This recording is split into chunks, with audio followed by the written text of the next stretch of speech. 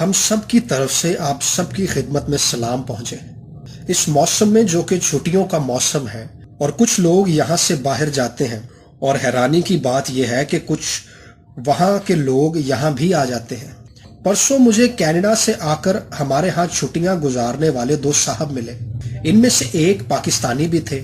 ان سے ملاقات ہوئی جو بڑی اچھی تھی۔ ملاقات کے بعد جب انہوں نے مجھے اپنے وزٹنگ کارڈز دیے تو ایک صاحب کے کارڈ پر کوئی 7 کے قریب ڈگریاں درج تھیں اور دوسرے کے 5 کے قریب تھیں۔ اب ظاہر ہے کہ ان ڈگریوں کا مجھ پر بڑا رو پڑا، کیونکہ میں نے اتنی ساری ڈگریاں پہلے کسی کارڈ پر چھپی ہوئی نہیں دیکھی تھی۔ میں ان کے کارڈز دیکھ کر بڑا مروب ہوا۔ ان سے باتیں کرنے کے بعد میں نے یہ محسوس کیا کہ ڈگریوں کا وزٹنگ کارڈ پر دی ہوئی تفصیل کا انسان کی ذات سے ضروری نہیں کہ بڑا گہرا تعلق ہو۔ اس کا اندر اور وجود اس سے مختلف بھی ہو سکتا ہے۔ جو ہم کارڈ پر درج کوالیفیکیشن دیکھ کر اس کے بارے میں رائے یا اندازہ قائم کر لیتے ہیں، یہ انسان کی شخصیت اور اس کے اندر کے مطابق بھی ہو سکتا ہے، اس سے کمتر بھی ہو سکتا ہے۔ خواتین و حضرات، بہت سے لوگ جو بہت سی قابلیتیں اور کوالیفیکیشن لے کر ہمیں زندگی میں ملتے ہیں، ظاہر ہے کہ ان کا ہم پر بڑا رعب اور دبدبہ ہوتا ہے، اور عام آدمی پر اس کا بہت اثر پڑتا ہے، اور ہم اس کے بارے میں توقع اور آرزو رکھتے ہیں کہ یہ ہم سے بہتر آدمی ہے، اور ہم بعض اوقات یہ توقع لے کر دفتروں میں بھی چلے جاتے ہیں اور بیوروکریسی سے بھی یہی توقع وابستہ کر لیتے ہیں کہ یہ ڈگریوں اور تعلیم میں ہم سے آگے ہیں، اور انہوں نے CSS کا امتحان پاس کیا ہے جو بڑا ہی مشکل امتحان ہوتا ہے، اور پھر اس سخت امتحان کو پاس کر چکنے کے بعد انہوں نے ایک خاص ٹریننگ حاصل کی ہے، جس کے بعد انہیں اس مقام پر بٹھایا گیا ہے، اور اس سب کے بعد یہ لوگ ہمارے دل کی دھڑکنوں سے زیادہ واقف ہوں گے اور ہمارے دکھ درد کا مداوع بہتر طور پر کر سکیں گے۔ لیکن جب ہم ان کے ذرا قریب جاتے ہیں تو یہ ضروری نہیں کہ وہ سب کے سب اپنی ڈگریوں، ٹریننگ اور کوالیفیکیشن پر پورا اتریں جو وہ حاصل کر چکے ہوتے ہیں۔ اس ساری صورتحال سے یوں بھی خوفزدہ نہیں ہونا چاہیے کہ انسانی زندگی میں یہ صورتحال چلتی رہتی ہے، اور آپ یہ طے نہیں کر سکتے کہ میں ظاہر کو اتنی اہمیت دوں کہ وہ باطن پر حاوی ہو سکے۔ یہ ذرا سی مشکل اور پیچیدہ بات ہے، لیکن میرا خیال ہے کہ آگے چل کر یہ بخوبی سمجھ میں آ جائے گی۔ ایک مرتبہ ہم چولستان میں شوٹنگ کر رہے تھے۔ وہاں ایک فلم بنائی جا رہی تھی، اور جو ہمارے ڈائریکٹر تھے ان کا نام توتی تھا، اور وہ اٹلی سے آئے ہوئے تھے۔ ہم وہاں DG کے قلعے سے بڑی طویل شوٹنگ کر کے پہنچے تھے۔ ہمارے ڈائریکٹر کو ایک چھوٹے سے لیکن ایک مضبوط کردار کے لیے ایک ایسے آدمی کی تلاش تھی جو شخص لمبا تڑنگا خوفناک ہو، اس کی عقاب جیسی آنکھیں ہوں، اور وہ بڑا کرخت سا نظر آئے، وہ عام انسانوں سے بہتر حد تک مختلف نظر آتا ہو۔ ڈائریکٹر صاحب مجھے کہنے لگے کہ آپ ہی کچھ کرو۔ انہوں نے کسی ایسے آدمی کی تلاش کی تھی جس کی شباہت، شکل و صورت اور مزاج راسپوٹین سے ملتا جلتا ہو۔ میں نے کہا، جی ایسا شخص کوئی مل تو سکتا ہے لیکن پڑھا لکھا نہیں ہوگا، کیونکہ اس علاقے میں کسی ایسے کردار اور وہ بھی پڑھا لکھا ہو ڈھونڈنا بہت مشکل ہے۔ وہ کہنے لگے کہ خیر ہے، ہم خود ہی اسے تھوڑی سی ٹریننگ دے دیں گے، کیونکہ مختصر سا کردار ہے۔ اب خدا کا کرنا یہ ہوا کہ مجھے ایک ایسا آدمی شام ہی کو نظر آ گیا جو بالکل ایسی ہی شکل و صورت کا مالک تھا جس کی ہمارے ڈائریکٹر صاحب کو تلاش تھی۔ ویسا ہی لمبا تڑنگا اور سخت مزاج، اس نے زلفیں لمبی اور کھلی چھوڑی ہوئی تھی، اس کی گھنی داڑھی تیل سے چپکی ہوئی تھی، کمر کے ساتھ اس نے ایک سنگل یعنی زنجیر لپیٹی ہوئی تھی، اس نے پاؤں میں ایسے بڑے بڑے گھنگرو ڈالے ہوئے تھے جو گھوڑوں یا جانوروں کو ڈالے جاتے ہیں۔ مجھے وہ بڑا پسند آیا، اور میں نے پہلی نظر میں اندازہ لگایا کہ یہ ہمارے کام کا بندہ ہے۔ میں نے اسے روک کر پوچھا کہ بھائی تمہارا کیا نام ہے؟ اس نے جواب دیا، فقیروں کا کوئی نام نہیں ہوتا۔ میں نے کہا، فقیر صاحب آپ یہ بتائیں کہ کیا آپ فلم میں کام کرنا پسند کریں گے؟ اس نے کہا، ٹھیک ہے کریں گے، کیوں نہیں کریں گے؟ میں نے کہا، اس میں ڈائلاگ بھی بولنے پڑتے ہیں۔ کہنے لگا، وہ بھی بول لیں گے۔ میں نے کہا کہ کیا تمہیں ڈائیلاگ بولنے آتے ہیں؟ وہ کہنے لگا کہ فقیروں کو آتا ہی ڈائیلاگ بولنا ہے، اس کے علاوہ فقیروں کو اور کوئی کام کرنا آتا ہی نہیں۔ میں بڑا خوش ہوا اور اپنے ڈائریکٹر توتی کو بتایا تو انہوں نے کہا کہ فوراً گاڑی نکالے اور اسے ملنا چاہتے ہیں۔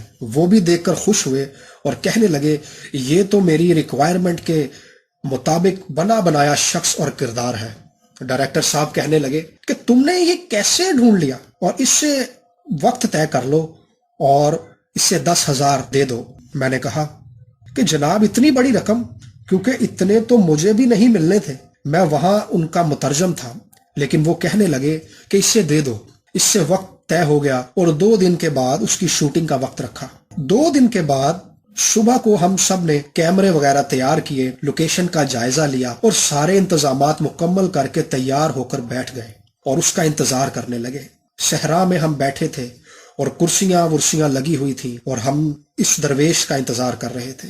ایک جرمن سے آئی ہوئی اس فلم کی ہیروئن بھی تھی، اور فلموں میں ایک درخت سے جھول کر دوسرے درخت تک تنے تک پہنچ جانا تھا، اور وہ ہالی ووڈ کی فلموں میں ٹارزن کا کردار ادا کرنے والا لیکس بار بھی موجود تھا۔ تو وہاں پر ایک صاحب آ گئے جو بڑے خوش شکل تھے، بال اچھی طرح سے تراشے ہوئے تھے ان کے اور کپڑے خوبصورت پہنے ہوئے تھے۔ وہ وہاں آ کر کھڑے ہو گئے۔ ہم نے خیال کیا کہ یہ بھی کوئی ویسا ہی شخص ہوگا جس طرح عام طور پر لوگ شوٹنگ دیکھنے آ جاتے ہیں۔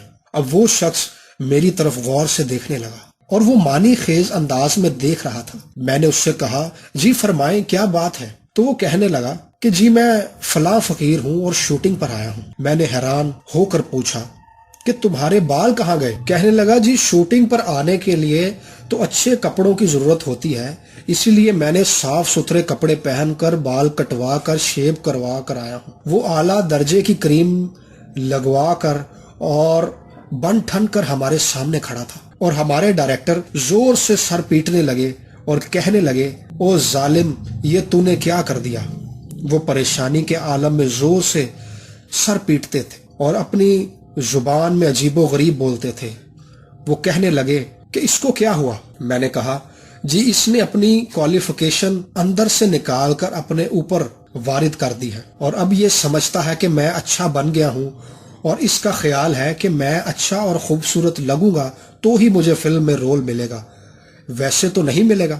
ڈائریکٹر صاحب کہنے لگے تو میری نگاہ کے سامنے کھڑا نہ ہو، تو نایاب آدمی تھا اور اب اپنی نایابی ختم کر چکا ہے۔ خواتین و حضرات، پھر میں نے سوچا کہ ایک ریکوائرمنٹ ہوتی ہے جسے آپ کو پورا کرنا ہوتا ہے، اور آپ نے اپنے ذہن اور سوچ اور مزاج کے اندر اس مطلوبہ چیز کا یا ریکوائرمنٹ کا کچھ اور ہی ترجمہ کیا ہوتا ہے، اور جب ہم زندگی میں اپنی ذات سے ہٹ کر اپنی پروگرامنگ کچھ اور کر دیتے ہیں تو پھر بڑی مشکل کا سامنا کرنا پڑتا ہے، اور پھر آپ میں اور جو بھی اس دنیا میں رہنے والے ہیں وہ نہیں رہتے جس کا تقاضا کیا گیا ہے۔ ہمارے بابے اور فلسفی بھی یہی کہتے ہیں کہ جو ہماری ذات ہے اس کے اندر رہیں، اپنے حال کے اندر رہیں، اور جس بات کا آپ نے وعدہ کیا ہے اسی چوکھٹے کے اور فریم کے اندر رہیں۔ ایک مرتبہ ڈیرے پر بابا جی نے کہا کہ مجلس ورد کرتے ہیں، اور اس طرح وہاں کھجوروں کی گٹھلیوں پر ورد کیا گیا اور انہیں پڑھا گیا۔ وہ زیادہ ورد یا ودو ودا لطیف کا کیا کرتے تھے۔ ورد کی مجلس کے بعد ہم دعا مانگنے لگے۔ ہم جتنے بھی لوگ اس ورد میں شامل تھے ہم نے بغاوت کر دی، حالانکہ بابوں کے آگے بغاوت چلتی نہیں ہے اور ایسا ہوتا نہیں ہے، اور ان کے آگے اونچا بولتے بھی نہیں ہیں۔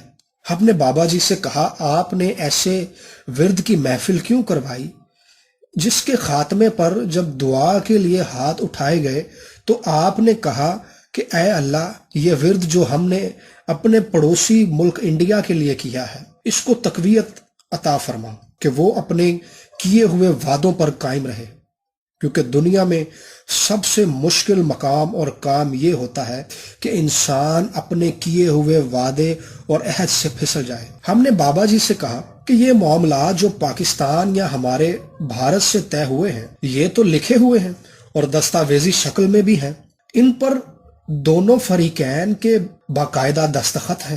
اس وقت کے وزیر اعظم پنڈت جواہر لال نہرو نے اس مسودے پر دستخط کیے ہیں جس پر لکھا ہوا ہے کہ کشمیریوں کے حق خود ارادیت کے لیے وہاں پر ریفرینڈم کرایا جائے گا، اور یہ بات باقاعدہ سلامتی کونسل کی موجودگی میں طے ہوئی ہے۔ آپ نے خوامخواہ یہ دعا کروا دی۔